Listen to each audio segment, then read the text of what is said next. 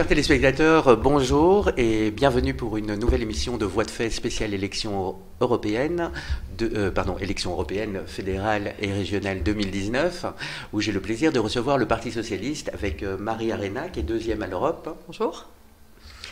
Naïd Meskini, qui est 9e suppléante à la Chambre. Bonjour. Et Ghezala Cherifi, qui est 37e à la région Bruxelles-Capitale. Bonjour. Bonjour à tous. Alors, je vais commencer par Marie Arena, au niveau de vos engagements et puis de votre slogan assez particulier, mais qui veut sûrement dire beaucoup de choses. Alors, Marie Arena, une emmerdeuse pour l'Europe, c'est quoi ? Vous savez, au niveau européen, si vous ne tapez pas très fort sur la table, il y a 750 députés aujourd'hui qui représentent les 28 États membres, qui représentent beaucoup de partis de droite aujourd'hui. Ça fait 25 ans que l'Europe a une majorité à droite avec des partis tels que le PPE, tels que l'Alliance des libéraux, mais aussi tels que les conservateurs. Et donc, en tant que députés, nous devons vraiment être très dur, très fort, être très acharné sur les dossiers que nous avons pour pouvoir faire passer un certain nombre de choses. C'est possible, mais uniquement si effectivement vous avez un cap et vous avez des priorités et si vous avez la capacité d'aller les défendre là où il faut. Alors je pense que l'Europe, il y a 3 priorités majeures qu'on doit absolument défendre. La première, c'est ce que je dis, il faut aller récupérer l'argent du casse du siècle. Vous savez, aujourd'hui, il y a 1000 milliards d'euros qui s'évadent de l'Europe parce que tout simplement les entreprises ne payent pas correctement leurs impôts. Et c'est là qu'il faut aller taper parce qu'aujourd'hui, il y a cette injustice et qu'il y a des enfers fiscaux en Europe, et la Belgique en fait partie, avec une fiscalité très dure sur le travail, et en même temps, des entreprises qui se permettent le luxe de ne pas contribuer au bien-être, c'est-à-dire à permettre aux services publics d'investir dans les infrastructures, les routes, l'innovation, la santé, l'éducation. Et donc c'est là-dessus qu'il faut absolument taper. La deuxième priorité, c'est l'environnement. Il faut que l'Europe se charge d'imposer les normes environnementales à tous les États membres. Vous savez, en Belgique, on n'a pas réussi à avoir la loi climat parce que la NVA n'a pas voulu avoir une loi climat par rapport à ses industries en Flandre. Eh bien, si l'Europe décide qu'il y aura une loi climat au niveau européen, eh bien, ça s'imposera aussi à la NVA, ça s'imposera aussi au niveau flamand. Et donc la question de la norme européenne au niveau du climat est importante. Et aussi parce qu'elle peut imposer cette norme en dehors de l'Europe. C'est-à-dire que régler le climat uniquement au niveau européen, ça ne marchera pas. Et donc il faut mettre dans, je dirais, la marche du climat, il faut qu'on ait la Chine, les États-Unis, il faut vraiment faire pression, et il n'y a que l'Europe qui peut faire ça. Et la troisième priorité, c'est l'Europe sociale. On a déjà travaillé sur la question du dumping social entre les travailleurs. Il faudra aller davantage, il faut aller plus loin. Il faut un salaire minimum, il faut des couvertures de sécurité sociale importantes. Il n'y a pas de raison qu'un travailleur roumain gagne 10 fois moins qu'un travailleur luxembourgeois. Et en plus, il n'a pas les mêmes droits à la retraite, à l'allocation de chômage, à la protection santé. Et donc c'est vraiment quelque chose qu'on devra absolument travailler au niveau européen. Alors je vais me tourner vers une jeune candidate, Naïd Meskini. Vous êtes 9e suppléante à la Chambre. Alors si vous pouvez nous raconter un peu votre parcours, pourquoi vous vous présentez et quelles sont vos 3 priorités. Bien sûr. Je suis échevine à Drogenbos depuis 2014, la seule échevine PS en Flandre, où je couvre pas mal de matières telles que les finances, les affaires juridiques, l'état civil, etc. Sinon, mes priorités, donc j'ai la chance de participer pour la première fois aux élections fédérales, et l'une des premières priorités est vraiment de protéger la classe moyenne en s'assurant, comme disait Marie Arena, d'une fiscalité équilibrée et proportionnée en faisant davantage contribuer le capital. La deuxième priorité est naturellement un meilleur accès aux soins de santé, de qualité pour tous, en assurant une disponibilité d'accueil dans les hôpitaux sans recourir à des listes d'attente. Et l'un des 3e points qui m'est vraiment, vraiment cher est la revalorisation des pensions à minimum 1 500 €, tout en diminuant l'âge de la retraite à 65 ans. Merci beaucoup. Alors je vais me tourner sur Ghezala Cherifi, qui est 37e à la région de Bruxelles. Alors si vous pouvez vous présenter et vos 3 priorités pour Bruxelles. Tout d'abord, merci pour l'invitation. Bonjour aux téléspectateurs et téléspectatrices. Eh bien voilà, donc moi, Ghezala Cherifi, je ne suis pas élue. J'ai été élue en 2000 à Saint-Gilles comme conseillère communale et en 2016 à Agette. Là, je suis militante depuis une trentaine d'années dans le milieu bénévole associatif. Et c'est en fait l'associatif qui m'a amené à poursuivre cet engagement, parce qu'en fait, on fait quand même de la politique en étant militant. Hein. Et à vie, on pourrait dire que tout est politique. Et donc, on était déjà dans un cadre de militantisme où on revendiquait, où on proposait différentes mesures, en tout cas ce qu'on vivait, la manière dont on vivait à l'époque. Et j'aimerais bien d'ailleurs passer par un historique, parce qu'il y a peut-être aujourd'hui des choses qu'il faut peut-être remettre dans le temps. Parce que beaucoup pensent que les acquis, on a eu ce que les personnes ont aujourd'hui, ils ont oublié qu'il y a eu des combats, qu'il y a des personnes qui ont milité pour arriver à certains acquis d'aujourd'hui et qu'il faut aujourd'hui encore défendre, parce qu'elles sont menées à être détricotées par le gouvernement de droite MRNVA qu'on a eu aujourd'hui, mais il y a eu des personnes qui se sont mobilisées pour arriver pour avoir on ait des soins de santé pour tout le monde, pour qu'on ait ne fût-ce que le droit de vote, parce qu'aujourd'hui on est des personnes ici, toutes les trois, on est issues de l'immigration. Et des femmes. Et des femmes. C'est un très beau plateau. Oui, non, mais c'est une réalité, parce qu'on est ici de l'immigration. Marie est italienne, Naïd est marocaine, moi d'origine algérienne. Et donc déjà à l'époque, je militais pour le droit de toutes des minorités. Et le droit de minorité, c'est à travers la naturalisation, à travers le droit de vote. Et aujourd'hui, s'il y a des personnes d'origine étrangère qui maintenant peuvent se présenter aux élections, peuvent être éligibles et voter, c'est parce que c'était des combats de l'époque. Et j'ai fait partie, il y a 30 ans de cela, j'ai fait partie de ces personnes qui ont milité pour ça. Et donc, il y a eu, si vous voulez, des combats d'antan, et aujourd'hui on continue, parce que rien n'est acquis, et en plus avec aujourd'hui le populisme et les discours discriminatoires, racistes même de nos autorités, quand vous voyez des ministres comme Théo Franken qui lancent des propos racistes et haineux sur les minorités en disant que la communauté maghrébine et subsaharienne, ils n'ont pas de valeur ajoutée, c'est quand même assez choquant. Mon père qui était mineur, et je suppose que le père de Marie était le cas, nos parents sont des mineurs de fond. Il y a 70 ans qu'il est en Belgique, moi c'était une insulte quand il a dit qu'on n'est pas une valeur ajoutée. Et là, donc aujourd'hui, je pensais, quand on militait à l'époque, on se disait chouette, c'est pour les futures générations. Les choses vont aller en s'améliorant. Et malheureusement, ce n'est pas le cas. Donc il faut qu'on revienne. Et donc le Parti socialiste, qui était à l'époque le seul parti qui a défendu les droits des minorités et les droits des personnes d'origine étrangère. Et c'est comme ça que je me suis inscrite et je me suis affiliée de manière plus partisane, parce qu'on faisait de la politique, je vous le dis, dans le milieu associatif, mais le fait de s'affilier dans un parti, c'est vraiment avoir un engagement plus partisan.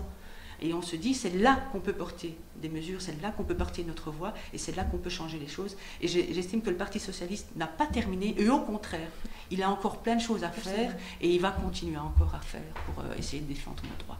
Et donc voilà, donc je m'engage, comme ça fait plus de 25 ans que je suis au parti, je m'engage dans cette élection pour essayer de continuer de ce que j'ai fait. Donc voilà, pour moi, j'estimais que j'avais pas encore fini, et j'espère que c'est des très belles priorités. Et mes priorités, c'est surtout c'est les citoyens avant tout. C'est les citoyens qui ont en difficulté. Et moi, ça a toujours été mon combat dans l'associatif, c'était les familles. Les familles à travers les femmes, la jeunesse et les enfants.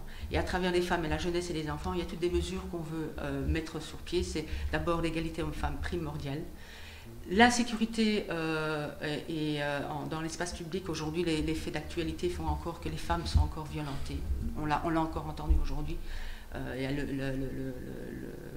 Il y avait une affaire d'une jeune fille qui avait été le viol collectif. Donc aujourd'hui, et je le vois et je l'entends par rapport aux femmes que je rencontre, elles se sentent dans l'insécurité. Ma fille, elle n'ose pas sortir. C'est un viol collectif fait par des mineurs. De 13 ans. Ma fille, elle me dit, maman, je ne sors pas. Si c'est pas avec moi, elle ne sort pas.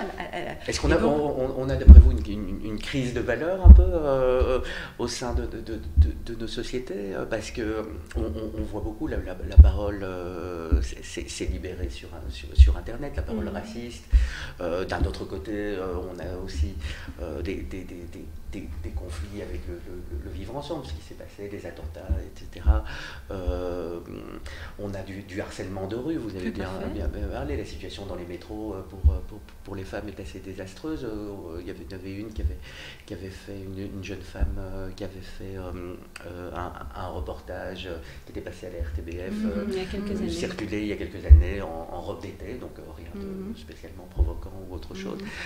Quelles sont pour vous ces premières mesures? Je vais d'abord voir à la région, puis après on passera peut-être aux deux autres niveaux de pouvoir. Quels sont dans l'immédiat maintenant, qu'est-ce qu'on doit faire? Est-ce qu'on doit faire des accommodements raisonnables, comme on le dit, ou est-ce qu'on doit être fort dans certaines valeurs je pense qu'il faut revenir à certaines...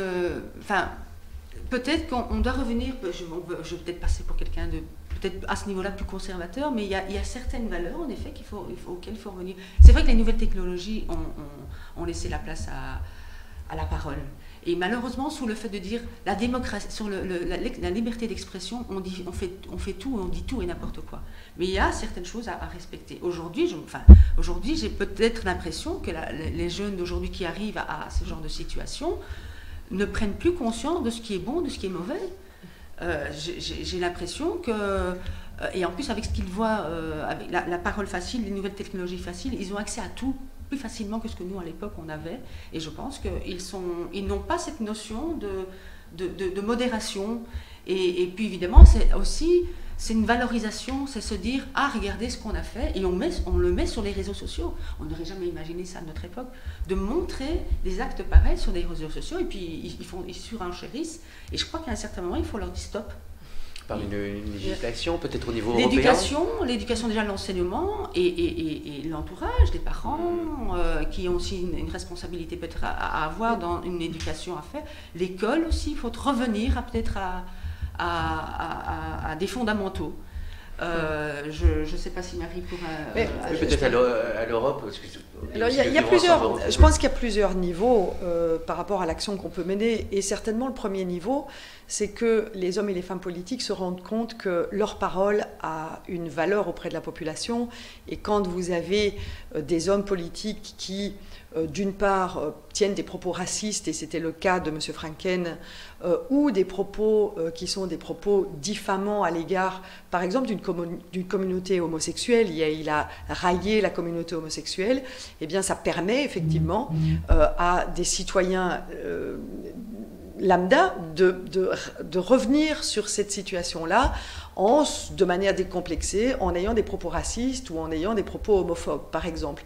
Et donc je pense qu'il y a vraiment là un gros travail de la part de la parole publique qui doit faire attention à ce qu'elle passe comme message. Première étape. La deuxième étape, c'est par l'éducation, bien entendu. L'éducation a un rôle très important. Et par exemple, nous avons toujours, au niveau du Parti socialiste, demandé qu'il y ait, par exemple, des cours d'éducation affective à l'école, parce que si aujourd'hui, il y a des jeunes garçons mineurs qui ont cette capacité à la fois de passer à l'acte d'un viol, d'abuser d'une jeune fille, et en même temps mettre ces images sur le net, c'est qu'ils n'ont pas conscience de ce qu'ils font. Et donc il est nécessaire d'avoir cette éducation sexuelle et affective à l'école dès le plus jeune âge pour apprendre, pour éduquer, pour amener les enfants à avoir des relations qui sont des relations respectueuses vis-à-vis de l'autre. Et ça, c'est vraiment quelque chose pour laquelle le Parti socialiste a toujours milité. Nous avions mis des programmes dans ce sens dans les écoles. Ça n'a pas toujours été défendu par d'autres partis politiques tels que le CDH ou les partis plus conservateurs, mais je pense que c'est important de pouvoir continuer le travail à l'école. Et puis, à l'éducation permanente, ce sont les associations, ce sont les ASBL qui sont dans les quartiers, qui peuvent continuer finalement le travail avec les jeunes qui sont sortis de l'école ou les moins jeunes qui arrivent. On a par exemple à Bruxelles une population qui est une population qui se régénère très très vite, et donc il est important de pouvoir faire de l'éducation permanente avec des personnes qui n'ont pas eu la chance d'aller dans nos écoles et d'avoir reçu et de pouvoir recevoir cette éducation dans nos écoles. Donc ça, c'est vraiment des choses que nous devons soutenir, et ça coûte. Et donc, il faut investir de l'argent. Et là peut-être en travaillant Voilà. avec les géants de l'Internet, comme Exactement. on l'a vu, Google a fait une fondation sur la vie privée en France. Alors, je pense qu'au niveau européen, on doit, par exemple, responsabiliser les plateformes des messages qui sont véhiculés sur les plateformes. Aujourd'hui, personne n'est responsable de rien. Et donc, si des messages de haine sont véhiculés sur le net, eh bien, personne n'en est responsable. Je pense que les détenteurs de plateformes sont responsables des messages qui sont passés. Et ils doivent mettre en place des dispositifs qui garantissent que par le biais de l'Internet ne circulent pas les messages de haine, les messages sexistes, les messages homophobes. Donc, il doit y avoir une réglementation européenne qui mettent la responsabilité sur les plateformes, et dans ce cas-là, il y aura un meilleur contrôle des messages qui passeront. Ce n'est pas de la censure, mais c'est de la responsabilité. Et ça, je pense que c'est important. Vous savez, on a des lois contre le racisme. Eh bien, aujourd'hui, par les plateformes, personne ne peut être condamné parce qu'il a des propos racistes, parce que personne n'est responsable. Vous pouvez être anonyme et balancer des propos racistes sur Internet sans avoir de responsabilité. Ce n'est pas tenable de le faire de cette manière-là. Première chose. La deuxième chose, quand je dis qu'il faut des moyens pour les associations, vous savez, il y a aujourd'hui l'Europe qui demande aux États membres d'avoir moins de dépenses parce qu'il faut gérer les budgets. Eh bien, nous demandons au niveau du Parti socialiste que, effectivement, on doit gérer les budgets, mais il y a des dépenses dans lesquelles on ne peut pas couper, parce que ce sont des dépenses de la démocratie. Il faut continuer à irriguer. Par exemple, les associations, tout l'associatif. Comment faire vivre de l'associatif aujourd'hui dans les quartiers qui sont des liens sociaux. C'est un lien social, l'associatif.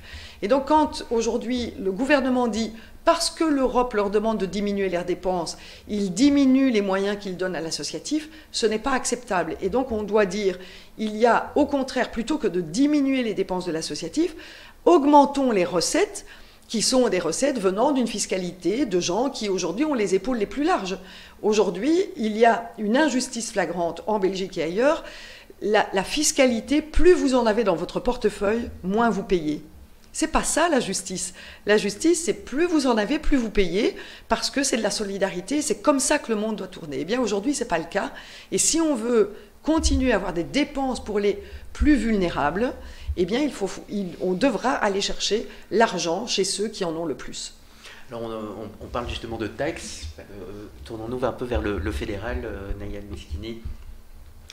Vous avez parlé aussi de taxer plus le capital et de ce fameux casse du siècle, comme Marie Arena l'appelle. En Belgique, cette législation a beaucoup travaillé sur la diminution des taxes sur le travail. Maintenant, comment on fait pour le capital? Parce qu'on voit que les principaux donateurs de Notre-Dame habitent et résident en Belgique.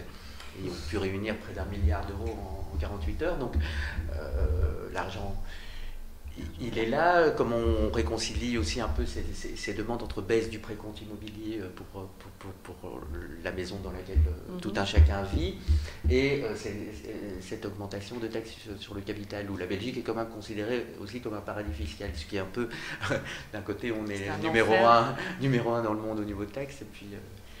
Absolument. Donc il faut savoir que depuis 2014, on se retrouve avec un total de 1,6 milliard d'euros qui n'ont pas été perçus en Belgique. À côté de cela, nous, travailleurs, on se retrouve avec une imposition moyenne de 40%.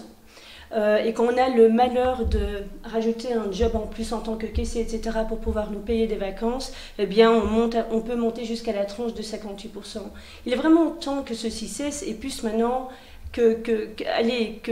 qu'avant, parce qu'on voit vraiment des mouvements tels que les Gilets jaunes qui vraiment pointent ceci. Il est vraiment temps pour nous maintenant de prendre les mesures nécessaires. Alors naturellement, ces mesures devront passer par le service fédéral avec un service qui soit apte à détecter ces fraudes fiscales. Certaines d'entre elles sont connues.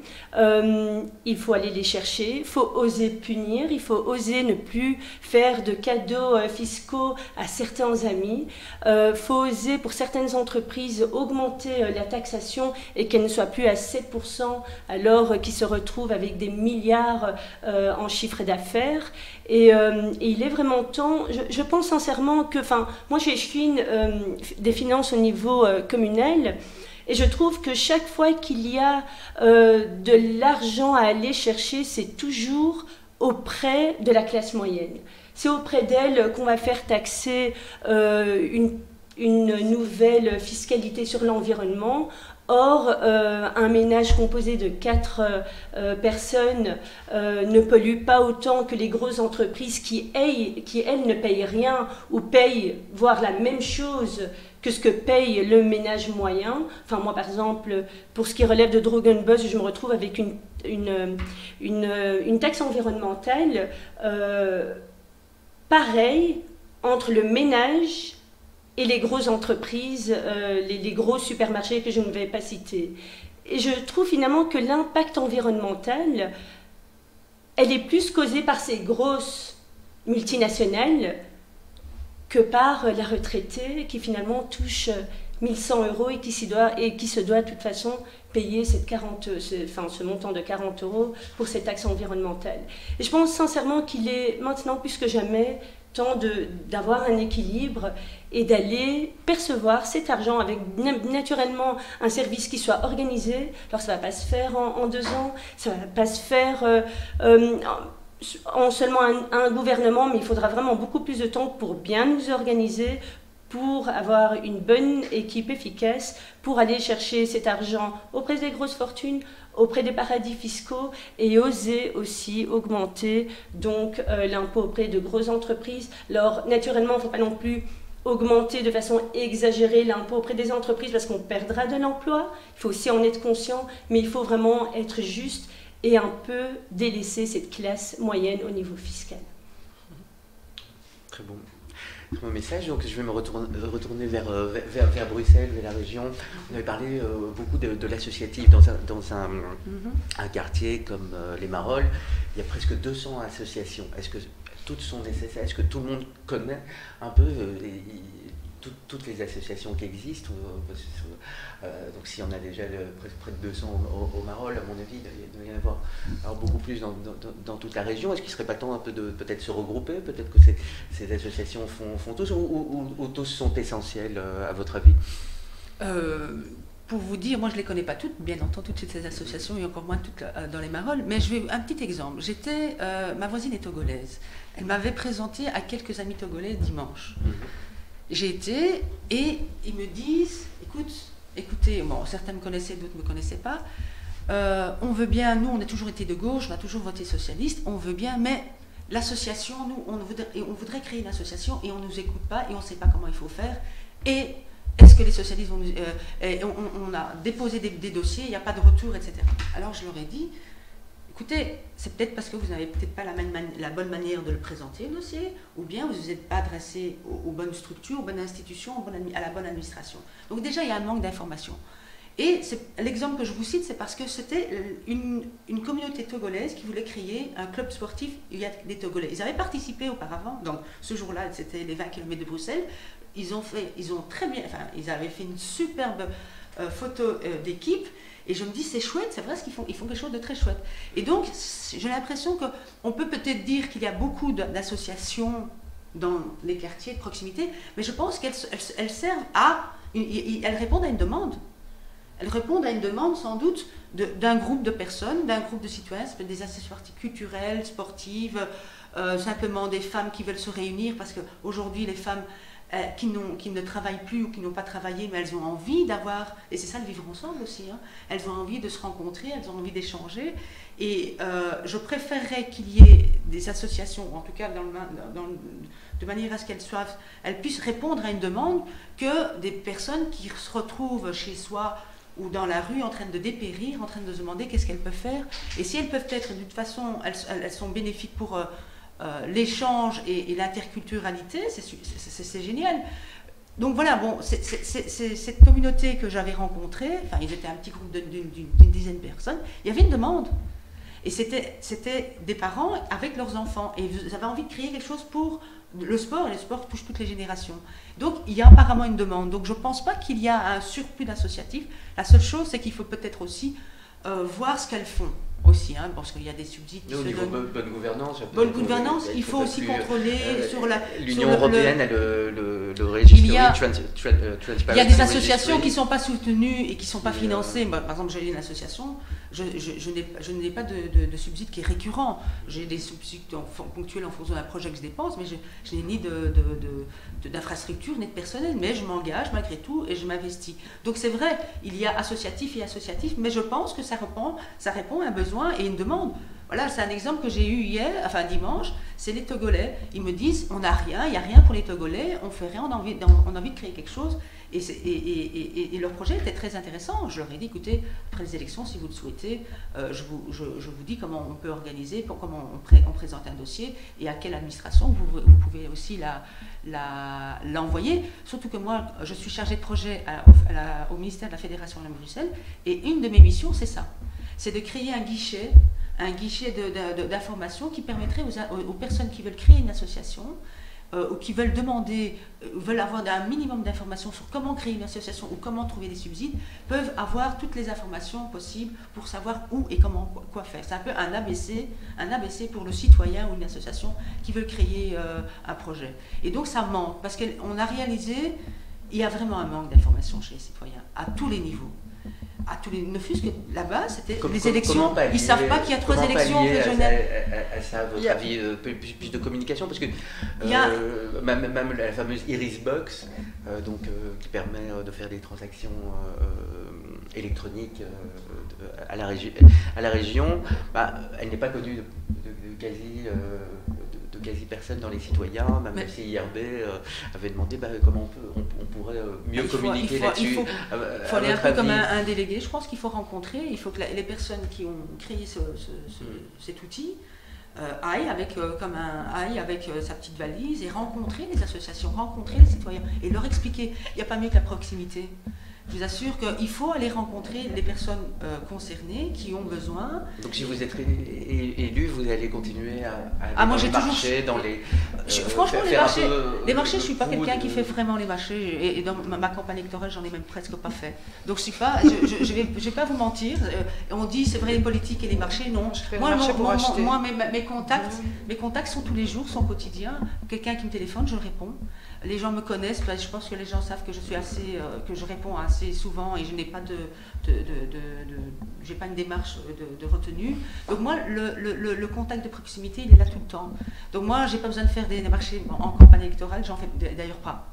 Je pense que je suis restée un quart d'heure, 20 minutes au marché de Molenbeek. Je me dis, quand j'ai vu ce qui se passait, ils étaient tous là, je me dis, non, c'est pas pour moi, je suis partie. On était plus de candidats que... et donc voilà. Et je pense qu'il faut être perpétuellement en contact avec les gens, et c'est dans la communication et dans la proximité. Et il y a c'est vraiment un manque d'information, ne fût-ce que pour cette élection. Les gens ne savent pas qu'il y a 3 niveaux de pouvoir. Qu'on vote pour l'Europe, le fédéral et la région, et ils confondent les différents candidats, ils ne savent pas où on est. Ce nouveau mode, parce qu'on parle beaucoup de participation citoyenne, de gouvernance, l'Europe a quand même l'initiative européenne citoyenne. Alors on a fait tout un débat sur le RIC, etc. Personne n'a révélé ce point-là. Même on en parle encore aujourd'hui, même à nos niveaux régionaux et nationaux, personne n'évoque le fait qu'il y a l'initiative citoyenne européenne. L'Europe aussi souffre de ce manque de communication, de compréhension. Quels sont pour vous, Marie-Arena, peut faire revenir un peu l'Europe aux citoyens, peut-être pas dans les marchés, mais qu'ils aient au moins un téléphone? Oui, il y a des outils, il y a les téléphones verts, il y a la communication aussi. Il faut que les médias soient partenaires, il faut que la communication passe aussi au niveau des médias.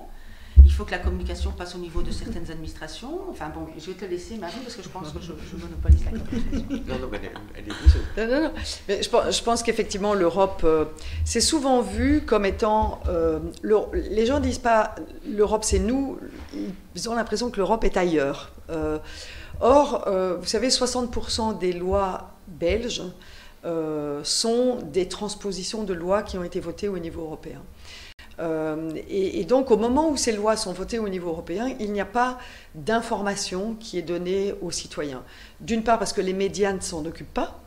Souvent, vous savez, on a voté énormément de lois ces 5 dernières années et personne ne sait qui les a votées, comment on les a votées, où on les a votées, parce que le débat européen est dépersonnalisé. Donc, c'est-à-dire qu'on ne connaît pas qui est porteur d'une loi, qui l'a défendue. Par exemple, moi j'ai été en charge de la loi européenne sur la directive équilibre vie privée, vie professionnelle. C'est une loi qui permet à tous les pères européens d'avoir leur congé de paternité payé au niveau du congé de maladie, par exemple, d'avoir le congé parental de 4 mois, d'avoir un nouveau congé aidant, donc c'est-à-dire 5 jours par an octroyés à tous les travailleurs pour qu'ils puissent accompagner un proche de leur famille pour aller à l'hôpital ou ailleurs.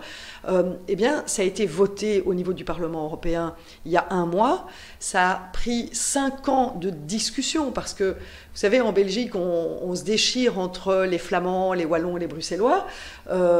Mais en Europe, il y a 28 pays différents, avec des régions différentes, avec des cultures différentes, avec des partis différents. Et donc, obtenir une harmonisation telle que celle-là, ça prend du temps.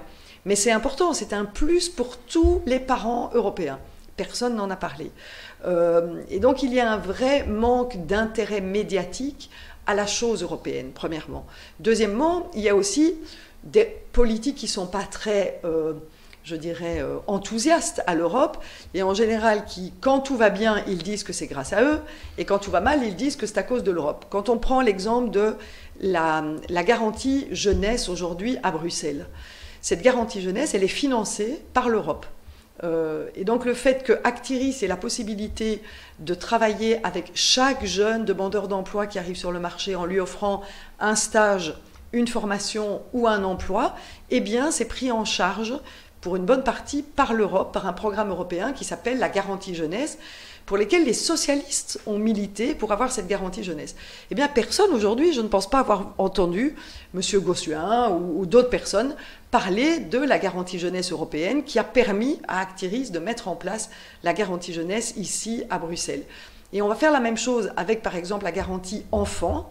C'est d'essayer de sortir les enfants des systèmes de pauvreté et de mettre plus de 10 milliards d'euros à disposition des États membres pour travailler sur la lutte contre la pauvreté des enfants.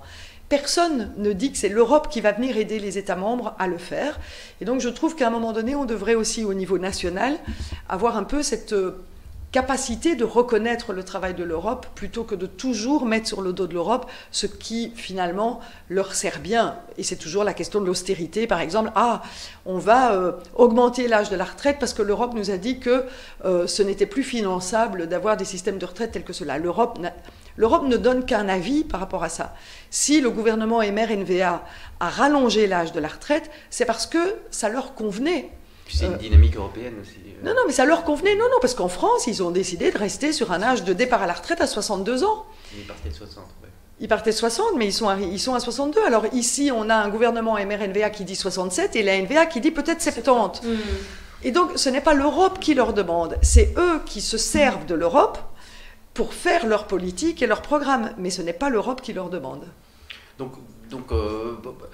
parce qu'on a eu un peu, il y a cette caricature de François Hollande la veille de son élection qui disait mon ennemi c'est la finance, et puis il se fait élire, et puis un jour après il va voir Merkel, et boum, ça change, le cap change, et là il disait clairement moi je ne peux pas faire grand chose, oui, parce qu'on me le dit d'en haut. Alors donc, vous savez, quand c'est une excuse ou c'est quelque chose? Je pense que c'est une excuse. Quand Elio Di Rupo était Premier ministre, il avait le même cadre d'austérité que Charles Michel. Et il a décidé, pour faire l'équilibre budgétaire, d'aller chercher plus de 6 milliards de ressources en fiscalité. Plus de 6 milliards de ressources en fiscalité. Et ce, pour aller toucher le moins possible les réductions de dépenses qui sont, par exemple, les dépenses de sécurité sociale ou autres. Et on a toujours maintenu la sécurité sociale à un niveau de croissance de 3% parce qu'on a un vieillissement de la population et on doit continuer à investir dans la sécurité sociale. Et donc, ça a été un choix politique. Et M. Di Rupo est allé défendre ce choix politique au niveau européen en disant « Eh bien, moi, je vais résoudre le problème budgétaire, non pas en diminuant mes dépenses, mais en allant chercher de la fiscalité. » C'est un choix. C'est ce que les Portugais font, par exemple, aujourd'hui. C'est un gouvernement de gauche au Portugal, et ils ont décidé de respecter la dynamique budgétaire, parce que quand on a une monnaie commune, on doit avoir une coordination budgétaire, bien sûr. On ne fait pas tout et n'importe quoi, mais les Portugais ont dit, eh bien on va régler le problème budgétaire par le biais de la fiscalité aussi, pas en ayant une approche qui est une approche de rage taxatoire, pas du tout, mais c'est de faire payer, comme je le disais tout à l'heure, ceux qui ont les épaules les plus larges. Il n'est pas normal qu'une fiscalité aujourd'hui, par exemple sur plus-value d'action, soit une fiscalité nulle. Ce n'est pas possible, c'est-à-dire qu'on favorise les rentiers. Plus vous avez de l'argent, plus vous pouvez aller jouer avec cet argent, plus vous pouvez gagner d'argent et vous n'êtes pas imposé. Alors que si vous travaillez de votre travail, c'est-à-dire de la sueur de votre front ou de votre création, eh bien ceux-là vont être taxés au maximum. Et ça, c'est ce que les socialistes veulent absolument changer au niveau national, mais aussi au niveau européen. Alors, un des grands coups, vous avez évoqué la sécurité sociale, et je vais me tourner vers vous parce que vous parlez dans votre tract de la santé, et la santé a eu pas mal de perturbations pendant cette dernière législature, et c'est un peu de manière générale en Europe, on rabote les avantages, le dentiste, enfin toute la médecine de base et de départ. Alors, quels sont pour vous vos enjeux principaux au fédéral pour faire une nouvelle politique de santé? Pour moi déjà, il ne s'agit pas d'un avantage, mais plutôt d'un droit à la vie. On a tous droit à la vie, et cela passe par un meilleur accès aux soins de santé. Et ce qu'on a pu constater au niveau communal, parce qu'on est vraiment au plus près des citoyens, c'est qu'on se retrouve avec des pensionnés, surtout les pensionnés, ou encore des femmes célibataires avec enfants qui se doivent de choisir des médicaments. Qui se doivent, par exemple pour les pensionnés, choisir entre un médicament pour le cœur, un médicament pour la vue et un médicament pour le foie. Et ce qui est certain, c'est qu'on n'entendait pas cela sous l'ère socialiste. Un exemple, un médicament qui, sous l'ère d'Irupo, coûtait 0 €, c'était un médicament pour la tension des yeux, ça empêche justement à la personne de ne pas devenir aveugle, coûtait 0 € sous l'ère d'Irupo. Une fois Maggie de Bloch au pouvoir, ce médicament a augmenté à 7 € pour finalement coûter 27 €.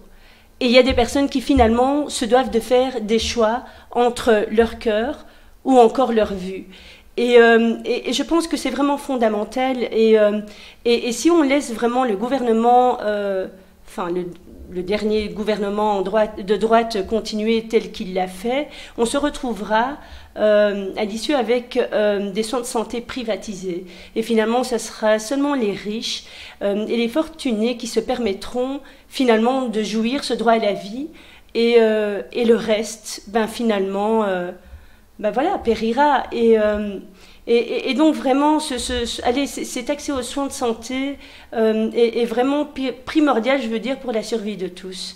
Voilà, pour nous-mêmes, pour nous une fois pensionnés, mais aussi pour les générations à venir. Donc de revenir à ce qui a été fait avant, ou alors d'améliorer, revenir à ce qu'il y avait certaines... Absolument, revenir à ce qui est avant, parce qu'on n'a pas à choisir entre des médicaments qui nous sont finalement vitaux, et faire en sorte, parce que on n'est pas mal à regarder. Moi personnellement, j'ai vécu aux États-Unis quand je travaillais à l'ONU, j'ai vécu en Angleterre quand j'étais étudiante là-bas, et une question qui m'avait frappé l'esprit quand j'étais à New York, c'est mais pourquoi est-ce qu'il y a tant de personnes qui boitent? Et puis après, j'ai compris que finalement, ces personnes boitaient parce que ils ont été vérifier leur compte bancaire après s'être fait casser la jambe, et ils n'avaient pas les moyens pour pouvoir se mettre un plâtre. Et finalement, on a dû soigner ça avec un bandage. Et finalement, ils vont continuer à boiter ainsi jusqu'à la fin de leur jour. Moi-même, je me suis retrouvée là-bas avec une conjonctivite à New York, et on m'a demandé 500 $ pour soigner une bête conjonctivite.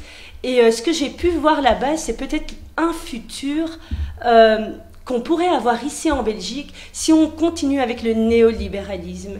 Et donc, oui, la vie new-yorkaise ou américaine ou encore anglaise a du bon, mais surtout pas au niveau de la santé, parce que finalement, c'est seulement les privilégiés qui en bénéficieront.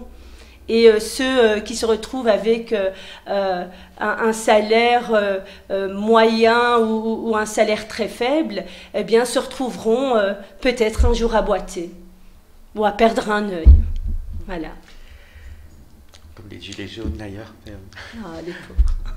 Mais on arrive un peu à la fin de cette émission et donc on est ici, la TV du Vivre Ensemble, c'est un magnifique projet qui associe des gens de différentes origines, justement pour refaire un peu ce faire ensemble. On le dit souvent, c'est plutôt faire ensemble. Mais on fait du faire ensemble tout le temps, hein, en fait. Hein. Il faut le faire. Mais justement, vous êtes beaucoup dans tous ces débats. Oui, je le fais. J'organise pas mal, c'est vrai, dans le cadre de mon association. Je fais ensemble. Au musée juif, vous étiez oui, l'autre jour, par exemple. Oui, tout à fait. Bah, vous savez, moi, déjà. Vous, le vivre ensemble à Bruxelles, ça commence comment? Avec mes amis, dans les années, au début des années 2000, on avait déjà organisé des conférences sur l'interculturel. Enfin, l'interreligieux. On avait déjà à l'époque, dans les débuts des années 2000, donc il n'y avait pas encore ces histoires de radicalisme, de terrorisme, enfin, on n'en parlait pas du tout. On avait déjà organisé des cycles et des rencontres. On avait fait des rencontres avec des rabbins, des laïcs, des musulmans, des prêtres, etc. Donc je ne vais pas vous citer, mais on commençait, et c'était déjà des préoccupations qui nous étaient de nature à vouloir faire en sorte qu'il faut le faire de manière naturelle, en fait. Enfin, nous, on a depuis. Mais ce qui paraît naturel pour vous, pour moi, parfois peut-être pour nos téléspectateurs. Moi, issu d'une minorité, c'est naturellement que j'ai fait avec l'autre. Depuis qu'on est en maternelle, depuis qu'on est à l'école, jusqu'à l'université, j'ai toujours fait avec l'autre. Et à l'université, pour moi, c'était la grande maison de toutes les origines qui se présentaient dans cette grande école. Et bien, on avait nos camarades de toute origine, on se rencontrait de toute origine, on militait de toute origine, et on a continué, j'ai continué dans l'associatif, jusqu'au même dans le milieu du travail. Et le faire ensemble, ce n'est pas qu'avec les différentes origines, c'est aussi avec le belgo-belge aussi. Et ça ne doit pas être avec son voisin. Et donc, il faut pas que ce soit qu'à sens unique. Hein. Il ne faut pas que ce soit toujours les personnes issues de la diversité qui doivent faire l'effort pour rencontrer l'autre. Il faut que ce soit aussi réciproque. Et parfois, la réciprocité n'est pas toujours faisable, parce qu'il y a ensuite cette crainte, cet étonnement, etc. Et puis quand on connaît, mais vous n'êtes pas comme. Donc voilà, le faire ensemble est très important, le vivre ensemble et le faire ensemble est très important. Et je pense qu'il faut continuer, parce que vous avez un enfant, dans un premier temps, ne se pose pas trop de questions. Qui est son voisin, et de quelle origine il est, maman. Enfin, je veux dire, si ce n'est pas d'autres personnes qui commencent à lui dire, tiens, t'es différent de l'autre. Au départ, un enfant est assez innocent et il ne sent pas la différence, et ce n'est pas un adulte qui parfois va lui faire comprendre qu'en fait, il y a quand même une différence. Laissons cette innocence aussi parfois à l'humain, et je pense que, tout en étant très vigilant, mais je pense qu'il faut essayer de faire en sorte que le voisin d'en face, la personne qu'on rencontre, n'est pas si différente, et il faut s'adapter parfois de part et d'autre, mais bon voilà. Et j'espère qu'on continuera, et Bruxelles particulièrement dans sa diversité est l'exemple même de ce grand vivre ensemble. On pourra apporter d'ailleurs. Et j'espère qu'elle restera dans cette société inclusive qui rassemble et qui rencontre, qui fait en sorte qu'on puisse se rencontrer. À Bruxelles, comme modèle, vous avez parlé de 28 pays, aussi à l'Europe, on souffre pas mal de ce non-vivre ensemble qui commence un peu à se disloquer entre Allemands et Français. On voit, tant au niveau des politiques qu'au niveau des gens, à chaque fois on blâme l'autre. Alors pour vous, l'Europe qui est quand même ce beau projet du vivre ensemble, comment on recrée un peu tout ça et on tourne la table, on emmerde tout le monde. C'est quoi ? Alors je pense qu'au niveau européen, on doit s'inquiéter surtout aujourd'hui des tendances complètement inverses, c'est-à-dire que c'est la tendance du repli sur soi, et en pensant qu'on pourrait revenir à une Europe qui finalement n'a jamais existé. L'Europe a toujours été un territoire de la diversité. Le projet européen est basé sur la question de la diversité culturelle, la diversité historique, la diversité... Et donc cette Europe que certains imaginent comme étant une Europe je dirais, totalement homogène.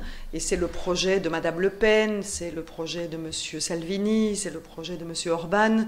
Mais c'est une Europe qui n'a jamais existé et qui ne pourra jamais exister. Et donc c'est un mensonge ce que ces populistes nationalistes ont mis sur la table. Et donc on doit vraiment ouvrir le projet européen et redonner à l'Europe sa dimension, qui est sa dimension internationale. À la fois sa dimension internationale des valeurs qu'elle peut donner à l'extérieur de l'Europe, mais aussi la dimension qu'elle peut défendre à l'intérieur de l'Europe, qui sont la dimension des droits fondamentaux, des droits de l'homme, aujourd'hui en Europe et en dehors de l'Europe. Et malheureusement, ce qui est en train de se passer, par exemple, avec la crise des migrants, avec des pays qui ferment et qui veulent construire une Europe forteresse, je pense que ce n'est vraiment pas la solution qu'il faut donner à l'Europe. L'Europe ne peut pas vivre avec des murs. L'Europe a toujours vécu en respectant les conventions internationales, parce que si elle ne respecte pas les conventions internationales en matière de droits de l'homme, eh bien elle ne pourra pas donner la leçon et faire la leçon à d'autres qui aujourd'hui sont des dictatures. Et donc je pense qu'il y a vraiment un enjeu sur le vivre ensemble et les valeurs du vivre ensemble qui doivent être promues par le projet européen. Merci. Et Nayane Meskini, alors pour le fédéral, c'est aussi exclure un peu le communautaire du débat.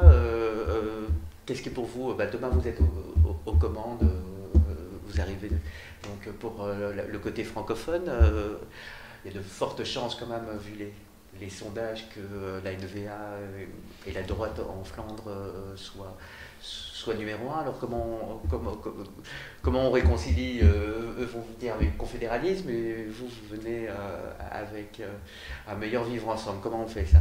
Bien sûr, un vivre ensemble a toujours été promu par le PS, et on continue, et même dans la commune à facilité dans laquelle je vis, Drogenbos. Et une chose qui est très très importante à rappeler, c'est que le communautaire n'existe qu'au niveau politique. Je vis à Drogenbos, je vis en Flandre. Des Flamands ont aussi voté pour moi. Et je me retrouve finalement en deuxième échevine de cette commune. Bien que je sois PS, bien que je sois francophone, bien que je sois issue de l'immigration, bien que je sois la plus jeune, et bien que je sois francophone, parce que finalement je suis issue de toutes les minorités à Drogenbos, et femmes. Donc, ce qui est très important, et pour tout projet, je pense que c'est aussi le projet socialiste, c'est vraiment de défendre le citoyen à part entière. C'est vraiment d'avoir ce projet universaliste que nous avons et qui défend tout à chacun. Moi, tout ce que je sais et tout ce que je peux vous confirmer aujourd'hui, c'est que le communautaire n'existe qu'au niveau politique, parce que ça ramène des voix, voilà. Mais dans la réalité, que ce soit à Bruxelles, parce que nous travaillons généralement, nous les personnes qui nous trouvons dans les communes à facilité, nous travaillons sur Bruxelles, nous étudions sur Bruxelles, nous côtoyons des Flamands. Moi, j'ai aussi la chance de pouvoir vivre avec eux, et j'ai envie de dire, le communautaire n'existe pas. Alors bien sûr qu'il faudra, pour plus tisser les relations entre francophones et néerlandophones, permettre l'apprentissage des langues dans les écoles. Alors plus d'immersion. Plus d'immersion. Le problème, c'est que la mise au point des immersions n'est pas non plus évidente. On y a pensé au niveau communal. Or, le système fédéral et les différents niveaux de pouvoir font que finalement, c'est pas évident de mettre au point ce genre de structure. Mais le communautaire, donc, n'existe qu'auprès de certains partis et pas dans la réalité. C'est tout ce que je peux vous confirmer en tant que Drogenbossoise qui vit là depuis l'âge de 5 ans. Sur ces belles paroles, je vais vous remercier toutes les trois. Merci beaucoup. Et je vous retrouve à un prochain numéro de Voix de fait spéciale élection 2019. Merci. Merci.